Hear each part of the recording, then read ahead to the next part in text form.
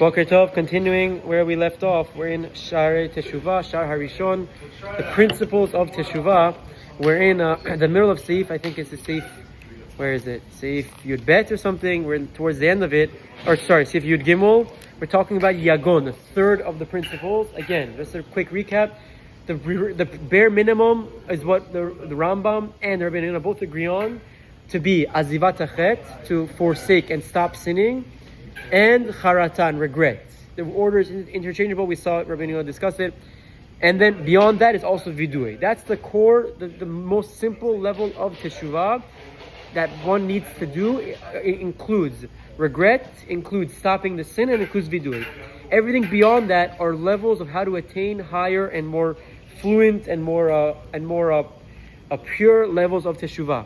So the Rabbenu Yona continues, and he explains that in this paragraph, the Yegon is step 3, is part 3 of, it's rung 3 of this ladder. It's grief, and he elaborates. This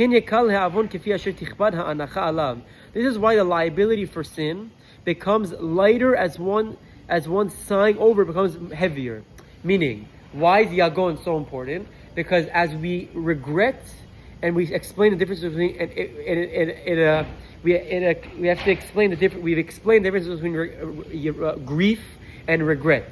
Grief is a much higher, a more intense level of regret, and he explains that by virtue of this Yegon, when we sigh, quote unquote, sigh over the sins we've done more, the sin that we've done in our eyes becomes heavier and a bigger problem. This is a very powerful line. It's because when someone aches and grieves over a sin, the grief emanates from the pureness of his neshama, his heavenly soul. Again, as we've explained, that a person... Oh, it's going to fly away. As we've explained that a person who just regrets a sin, that's a very low level. But someone who grieves a sin is a much higher level that stems from a much higher and holier part in the neshama. And he explains, and it's a powerful line, we should all internalize this. And through this pain of grief, of me being upset of what I've done in the past that was inappropriate, that wasn't what the Torah wanted me to do, he gains more favor with Hashem than he would gain through many troubles and affliction of the body. We're going to see later on that we've saw it in the Rambam, we're going to see in Rabbenu as well, God willing later, Bli Nader, that part of the Teshuvah process includes these types of Yisurim. This affliction that brings pain, that causes us literal bodily harm. Any inconvenience, anything that discomforts us, even to the slightest degree, is what we call Yisurim. And often we require that to achieve our atonement. Rabbenu Yona has an extremely profound outlook on it. He says, this grief, that we grieve over the sins that we've done, although it's self-afflicted, in theory, I'm causing the grief to myself because I am regretting my actions that I've done in the past. He says, nevertheless, it still works as Yisurim, it still enables and counts as that affliction that we need to suffer to atone for any specific avon. And he gives an example, that a king will show compassion to his discipline, show compassion to his disciples that were born in the house, who are close to him and who are respected and who are the respected noble men of the land. And will extend favor to them, more than he will show compassion and extended favor to those who are distant from him and the common folk of the town. Okay? Even though the latter are also his subjects, the king has his subjects, his family, his children, the people that work in his palace, and those who aren't in his palace, the commoner.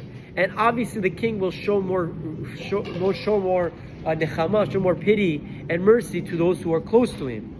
So too, since the soul is a spiritual entity that is close to Hashem and ranks as nobility in relation to the body, affliction of the soul generates greater favor in his eyes and Hashem's eyes than the affliction of the body. It's such an important line that we do have the capability to bring in Yisurim to ourselves that's not physical to our body, but rather to our neshama.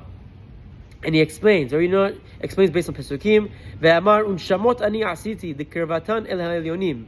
It states the heavenly souls I made because it wants to emphasize their closeness. Our neshama is extremely close to Hashem, to the heavenly realms, which is why God will not quarrel when the souls acts with remorse. This also explains why he uses the word I made in regards to the neshama, even though the body and everything else is also creation of Hashem. The luchot, the tablets are also Hashem's handiwork. Rabbenu also said in Masechet Nida, I think it's also in Kiddushin, right? There are 3 partners in a person in his creation. Who are the 3 partners? Says the Gemara, his father, his mother, and the Holy One, blessed be. Now, obviously, Hashem creates the body. The father and mother participate in this act as well. They are integral to creating children. But since the father and the mother have no share in the creation of the neshama comes mitachat kisei hakavod. It's from Hashem. Therefore, it says, I made these souls. Now the phrase and the souls I made demonstrates the parallel phrase when the spirits from me aches. Because the meaning is, as we explained above, that the neshama emanates from the heavenly realms before me, quote unquote, and that's why when we grieve and we ache over a sin, the neshama, when we grieve over a sin, it elevates closer to Hashem because it's a higher level of atonement. Now we're up to Seif Yudalid. We'll wrap up with this for today. Rabbenu Yona explains an example of a person who engaged in this form of teshuvah. So he wants to bring a proof. How do I know Yagон, grief, is such a high and such a beautiful level of teshuvah? Because he says, Ve'amar David HaMelech alav shalom. We have a scenario with David HaMelech, King David. Okay, that says in Tehillim, Hashem negdecha kol ta'avati, ve'anchati mimecha lo nistara. Hashem, before you is my entire yearning, and my sighing is not concealed from you. Which means, Geluya lefonecha kol ta'avati. It is revealed to you about my yearning. Ki enena zulati la'avodatecha. That it is for nothing except for your service. The Rambam in the end of Halachot Teshuvah says something similar. He says the highest level of serving Hashem is not out of fear of sin, not out of trying to get reward, but purely because you love Hashem. Similar idea. Ve'ata yodea anchati, and you know about my sighing. Ki anena al iskei ha'olam ve'adevarim hakalim. That it's not about my failures in matters of this fleeting world and its physical entities that ultimately cease to exist. Zulati al chata'ai ve'al kotzer yadi be'avodatecha. Rather, I sigh and I regret and I remorse about my avonot, my transgressions, and my being deceitful, or defying what you've commanded me to do in serving you. Now Rabbenu Yona clarifies David HaMelech's closing words. Ve'amar echad mina mitnapelim bechin erko. And one of those who prays intensely said to Hashem in a prayer that he prepared. I think he's referring to talking about David HaMelech, I think. Anchati mipachdecha harchek mimeni ha'anachot. My sighing is caused by my fear of you. Anchati, my sighs, is caused by my fear of you. Said David HaMelech, remove from me all other causes of sighing. Remove from me every other source of why I sigh. And my worry is caused by my deficiency in serving you. Therefore, remove from me all other worries, says David HaMelech, asking from Hashem. It's a powerful idea that Rabbenu Yona drives home the point where the third principle of Teshuvah is Yagon, is grief.